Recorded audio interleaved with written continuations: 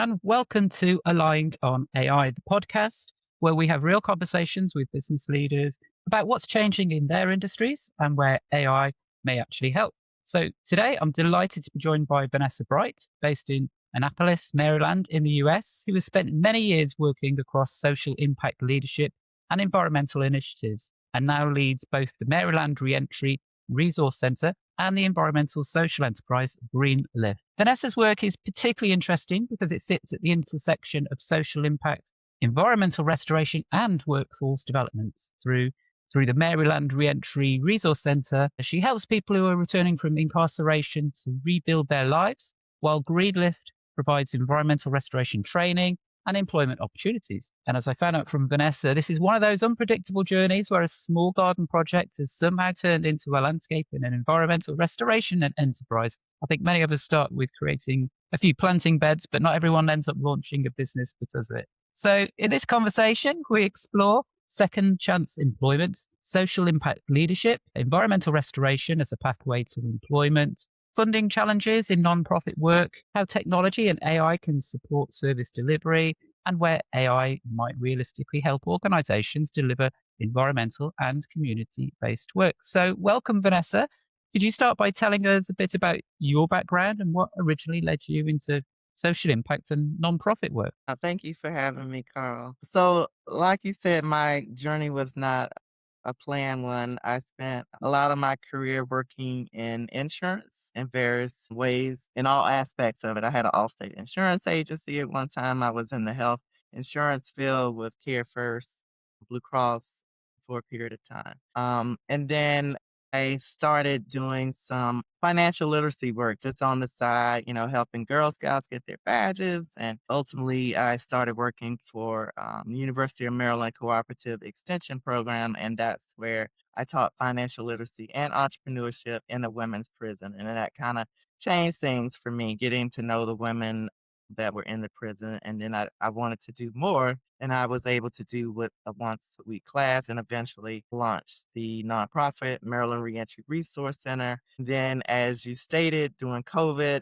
I had just launched in 2019, like around June when COVID hit. And as you stated, I had been doing work on the inside at my house, and then I started working in my yard. I connected with the master gardener from the University of Maryland Cooperative Extension Program. She taught me about perennials, thing I wasn't very familiar with because I was planting annuals, every year in my yard, changing. And then, I learned about native plants. And once you know, you can't unknow. And eventually that led to the formation of GreenLift. Brilliant. Okay, so what was the moment then that led you to create Maryland Reentry Resource Center, and what is that in a nutshell? So one of the ladies that was in my first class told me about a organization in Chicago that was doing work with returning citizens, providing support, and they also had a social enterprise where they sold products that were made from what our bees give us, like wax and all those sorts of things. And so I called that executive director and we talked. And she was in a similar community as Baltimore. And after that conversation, I was like, yeah, this is it. This is what I need to do to be able to provide that additional assistance that I wanted to provide. And so I formed Maryland Reentry Resource Center. Brilliant. Okay, so for listeners who might not have really thought about this too much, so they're unfamiliar with it, with reentry services in particular, what barriers do people face when they leave incarceration? What you've seen? Well, there's so many barriers because in the United States, our system is not really set up to help people be successful in reentry. And I believe that's by design because it's a $1 billion industry and people are making a lot of money off of people that are incarcerated. So there's no incentive to really prepare people because what you get is a recidivism rate, and that's a return to prison within 3 years of release, and it's pretty high in the U.S. In Maryland, it's 41%.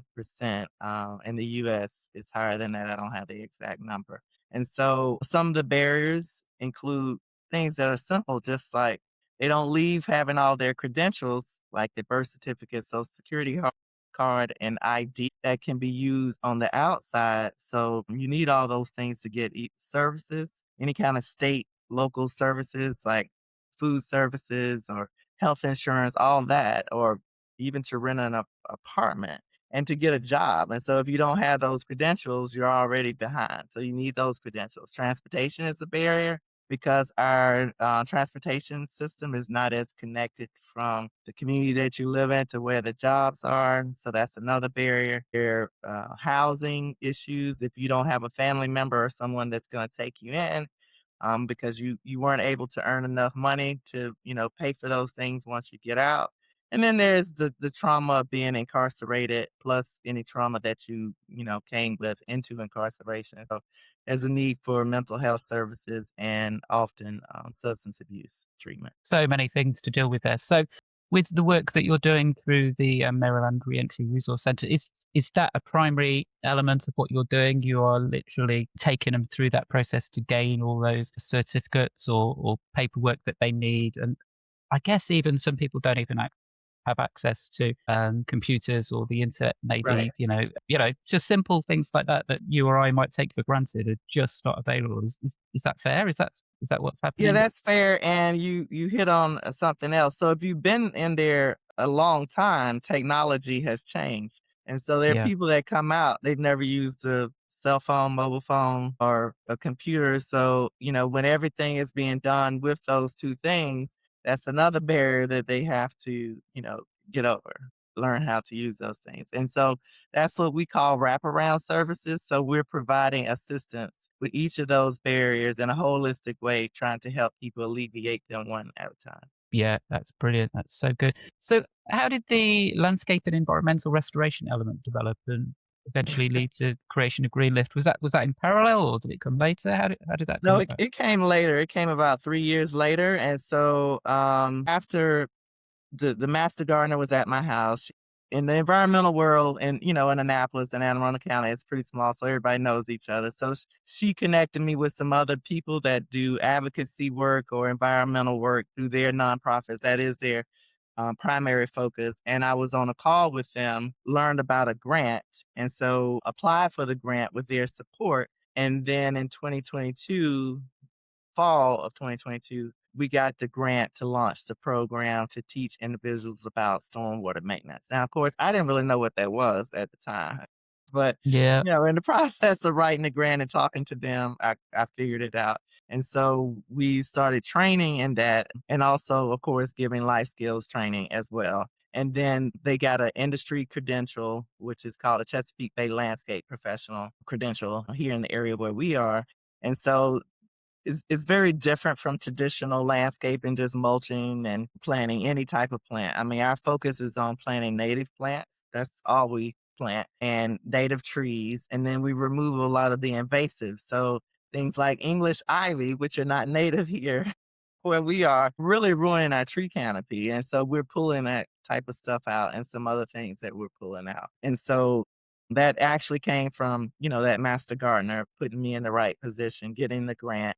And then a couple of years after that, we launched the social enterprise GreenLift so that we could reduce our dependency upon grants and actually be able to go out, do the service, and get paid for the service. Okay. So I've sort of taken it for granted really that people know what a master gardener is, but what does master gardener mean? Just for anybody who doesn't Well, it's really a know that. it's a designation through the cooperative extension program through land grant universities. The one that's closest to us is the University of Maryland, and so they go through some rigorous training about plants, bees, all that type of stuff, and they do projects. And it's a volunteer program, but they become very knowledgeable about all of that stuff, and so they work in the community to help others like myself figure out what to do in our own yards. Brilliant. Okay.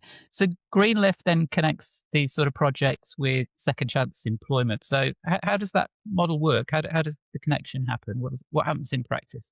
So the individuals that, come to us, go through our program, are interested in conservation landscaping, then they go through our training program and then we hire them through Greenlift. So at the moment, we're mostly providing transitional employment for folks because we aren't able to offer full-time year-round Yeah. opportunities, but that's something that we're working on. So we're really trying to scale the organization with more stormwater maintenance contracts and conservation landscaping contracts, but we're also looking at adding composting as another line so that we can further scale the company. Yeah, that's interesting because I think, from what I understand, it's very different to the UK in that recycling is not something that is habitually sort of provided by the local authorities there. It is more of a private sort of enterprise. Is that what you're looking at?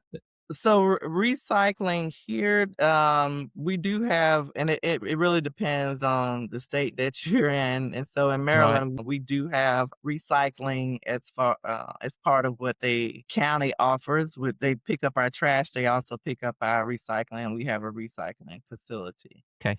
Yeah. They have some composting there as well, but a lot of the composting is done by private companies. Yeah. Yeah. Okay. So you mentioned a couple of things, obviously stormwater maintenance. What other types of environmental work are they doing?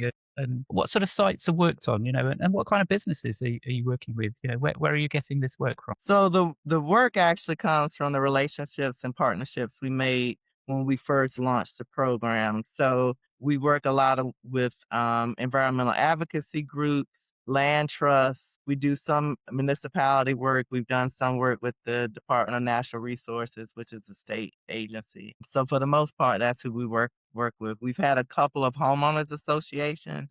That's an area where we want to develop because a lot of homeowners associations don't realize that they are responsible for the stormwater maintenance once the developers pull out of the community. Right. So we want to Okay. educate and actually get some more of that business. And we would love to work with corporations that care about the environment and do that type of work for them. And we also want to tap more into the individual market because there are a lot of individuals that are interested in conservation landscaping for their properties. So whether it's a rain garden, rain barrels, any type of bioswale, anything that they could have on their property to help reduce the runoff into the Chesapeake Bay. So we would like to work with them as well. Yeah. No, that sounds good.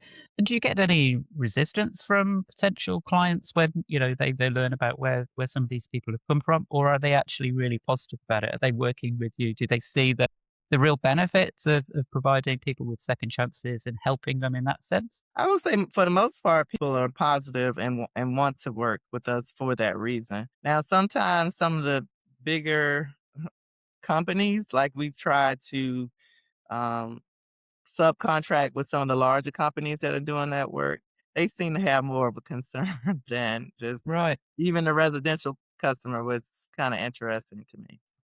I guess they're worried Yeah. about their reputation. I have no idea what it is. No, that's a But the strange thing one. I is, don't. with us, you just happen to know what you're getting because we have a focus. But I mean, anybody, your next door neighbor could be a returning citizen and you don't know. So I don't really get that. And if we talk about second chances and people paying their dues to society, we have to, put our money where our mouth is. You either believe in it or you don't. So don't say it when you really Absolutely. when Yeah, absolutely. I don't know if you have the same expression, but we have the expression of "not in my backyard." Yeah, yeah. It's Yeah, like, we definitely had that. yeah, so it maybe came from the US, I don't know, but yeah, it's used quite a lot. People don't, they want to help and they're all very positive, but maybe they don't want it right on their doorstep. Mhm. So, yeah, I can Exactly. imagine that. And I think, obviously, as I've got a background in landscape architecture, and before I left school and such, like I was doing landscaping and some gardening. And there are some real tangible sort of benefits that you can get personally from doing that kind of thing. You're creating something positive. You're doing something which can make you feel good just for the fact that you've actually created something or achieved something. But, I'm sure the people that you're involved with, they gain that maybe and so much more from the scheme. What skills and confidence do people gain from the work that you're providing? Well, they've learned a new skill that everybody that gardens doesn't know. I mean, I didn't know about that native plants were better for the environment and biodiversity and all of that before I got into this work. I didn't understand the connection between that and the impurities that go into the Chesapeake Bay, how a plant could help with that. So they're learning that. They're also, working with their hands, they're outside, and there's a therapeutic benefit to working in the environment. Yeah. And that's, been researched and it's science based. And so a lot of our folks, it's sort of a healing process they go through when they get to work outside. Yeah. No, I can imagine that as well. Yeah, I mean, is it something that everybody is interested in, or do you find it's only certain people who are really willing to do this, or is it just maybe a case of like, I'm happy to give a go at anything sort of thing and see this as a good opportunity. How do you feel? What do you sense is the mix of sort of reactions that you It's get all from of people? those. So I'm gonna say it Right. might be one third, one third, one third. I mean, you have people Okay. that really are. It's just like anything else, or passionate about it. I mean, it is hard work. I mean, I weeded my yard yesterday, and I'm in a townhouse, so it's not that big. But getting all the weeds out and trying to pull them for the root. I mean, it took me a couple of hours just to do that, and I didn't finish. So I'm gonna try to go back and finish that. Later Yeah. this morning. But I mean, it's not for the faint of heart. So it is a laborious type work. Yeah. And But you need to be in fairly good condition to do that as a job. It's one thing to do it for yourself, but if you're doing that all day, then that's very different. absolutely, yeah. But in principle, are people, are they receptive to the idea of doing this kind of work? Oh, yeah. Outdoors, A lot of landscaping. people think they wanna do it till they get out there and do it. And then there are others that, wanna do it because we do pay them a stipend while they're going through the training. And if you have nothing and you have a opportunity to get a stipend, you feel like, "Oh, I can stomach anything for a while." Yeah. We have a little bit of that going on too, and we try to, for lack of a better word, weed those people out. I wasn't really trying to make a pun, but I couldn't help it. so what we started doing is letting them do the work before we actually put them in the class, trying to, help with that process. But it's like anything else, you're gonna get all sorts. People who Yeah, love it, people who hate it, and people who say, "I'll just do it." If something else comes along. I mean, we all do that in our work. I mean, I'm sure you've I had guess so. jobs you hated. Yeah, I have, and I totally. did them because I needed an income. Yep, absolutely. You mentioned grant funding often covers the programs, but not maybe the operational costs. So I guess how challenging is that for an organization like yours? How do you manage that situation? Is very challenging. It's, rob Peter to pay Paul. I don't know if y'all have that expression. Yeah. So it's very challenging because if they just wanna pay for direct program expenses, I still have to pay for insurance. I have to pay my landlord because 'cause I'm, renting our space. You have to pay for utilities. So all those things are needed to run the business.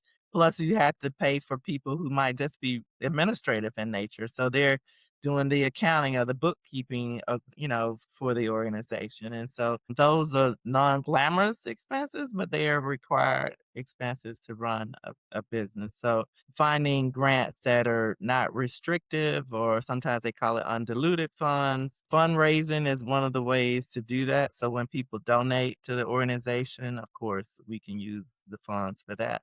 But it has been a 7 year challenge. And it was one of the reasons we wanted to establish the social enterprises to help. Yeah, brilliant. Okay, so you've obviously got a lot of experience in this area now. What lessons have you taken about building a sustainable organization through the last few years? Well, one is that, you may have one vision of how things should go, and then you start working with people, and it doesn't go as exactly like you thought it would go. You need to be able to delegate and share duties and responsibilities and focus. You can't always get in the weeds. You need to be, as the executive director, you need to be focused on the vision and strategy of the organization. So you need good people that you can trust to help with those other duties. And you need to be able to let that go and be intentional about where your focus is. And, it's just important to network, meet people, tell them what you do, because you never know where that next opportunity, will come from. Absolutely, yeah. And just going back to, I suppose, the funding situation a little bit. So, is the GreenLift project is that partly a way to diversify your revenue beyond grants and to help fill in some of the financial shortfalls, or do they work together, or are they completely separate? They're separate entities, but we work together, and yes, the goal is for it to supplement, revenue. It's to diversify revenue streams. But, Yeah. you gotta scale that business first to be able to do that, and we're not there yet. Yeah. Yeah. Right. Yeah. So you've told me previously that you've been developing an AI powered case management system. What problem were you trying to solve with that? How was that going to help? So that was part of that when I say you have a vision and it doesn't go exactly like you think when you start working with people. And so from the beginning, I thought, okay, I have a client, we'll come up with this reentry strategy, a map, goals and things that they need to accomplish to be successful. And we'll do that with every client. But over the years, we've been more reactive than proactive. So we've been, responding to one problem, one issue that someone presents. So we, with AI, I was like, oh, AI ought to be able to help us with this thing we call a roadmap or a reentry plan. So a couple years back, I had written this workbook called Create Your Life Plan Now, and it was for people that were incarcerated.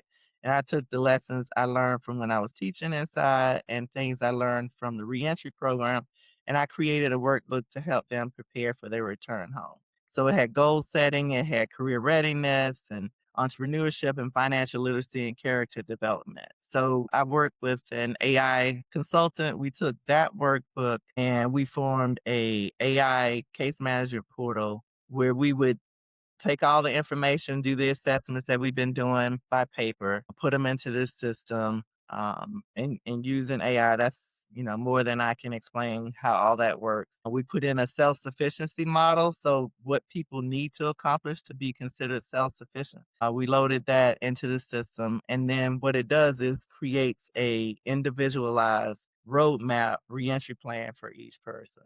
And so your plan is going to be different from what my plan would be. And so, an example would be, first 60 days or first 30 days, this person needs to get all their credentials, the birth certificate, their ID. Then step two, they need to start applying for jobs. It looks at career interests and skills that they put into the system to give recommendations on jobs and then their like referral sources. So if you're looking for a job, we have something through the Department of Labor, workforce development. It will give them all the details on what they need to do to get connected with that. If mental health is an issue, that's going to be part of their plan.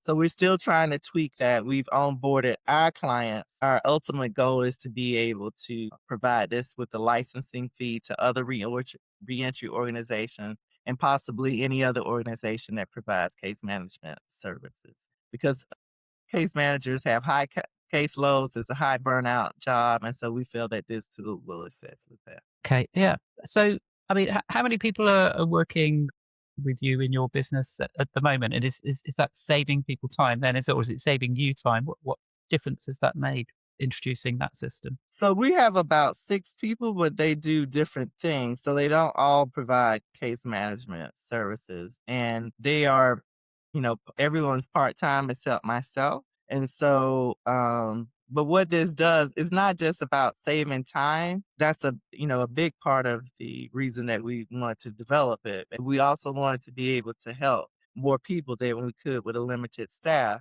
And we want help them in a better way. So if they have a plan that addresses their needs holistically and we can follow that plan instead of over here, we'll just get you this birth certificate, but then we didn't do anything about your substance use needs because we didn't know that. We weren't looking at the whole picture. So this is a way to look at the whole picture at one time instead of reacting to the different issues. Is it a case that you keep revisiting the case management plan? Is it sort of like an active system Yeah, that yeah, yeah, it's a lot changes? yeah, it's a live document, so you Yeah. check out things as you go along, but if something else presents itself, you can add that, you can change the prompt to update the plan. They can create a resume within a system, a cover letter within a system, and then there's also a way for them to do interview practice, so they can practice either audibly or type it in, and then they get feedback on how they responded to questions. This is just a baseline of what we want to do. I have many more things that we want to add, but that's what we have now. And also, there's a reporting feature because, of course, you have to report back to your funders on certain things that they want. Yeah. Okay, so where else do you think the technology can realistically help organizations doing social or environmental work? I'm wondering about, I don't know, administration work that is needed, saving times and costs, as well as maybe finding opportunities for growth and clients. maybe that you need to undertake or could be undertaking environmental work for? What sort of things have you got in your mind about the future? Well, we would like it to be where you could connect to instead of just giving you job ideas, you could actually in that same system go ahead and apply for the job, that it could be a direct connect to resources. We don't want people to have to go from here to there to get all the things that we need. So we would like that type of connection. Of course, training would be great to add that in there so that there could be some training. And then on the environmental side, I mean, there's a lot of ways, and I'm not the best person to answer this question, but my program manager definitely feels that we could use technology on the environmental side, like, tracking easements and things that some of our clients are responsible for, keeping up with that. We already use technology for plant identification and things like that, but we wanted to get into the production of biochar. There's some things that you can use technology to do, but again, I have surface level knowledge on, on those. So, but it is Yeah. out there. There are ways that we could definitely use it. Yeah, I think you've reminded me. I think you mentioned a GIS or geographical Yeah, information system. GIS, because the system. So I'm trained to be a watershed steward. That's a volunteer program to learn how to do the stuff that my company is already doing. And we were looking at the county's GIS system. It's very cumbersome. So you Right. do a complete overhaul on that with technology and make it easier to use for people to identify areas that might need the assistance of a watershed steward. It's all kinda data that you could use technology to track and Yeah. Brilliant. That sounds so good. So, okay, just some quick fire questions to finish up. One fundamental one really is, yeah, I guess day to day people don't really think about incarceration or reentry as stuff. What do you think is one key thing that people probably most misunderstand about reentry after incarceration? You've got really good insights into this. What do you think?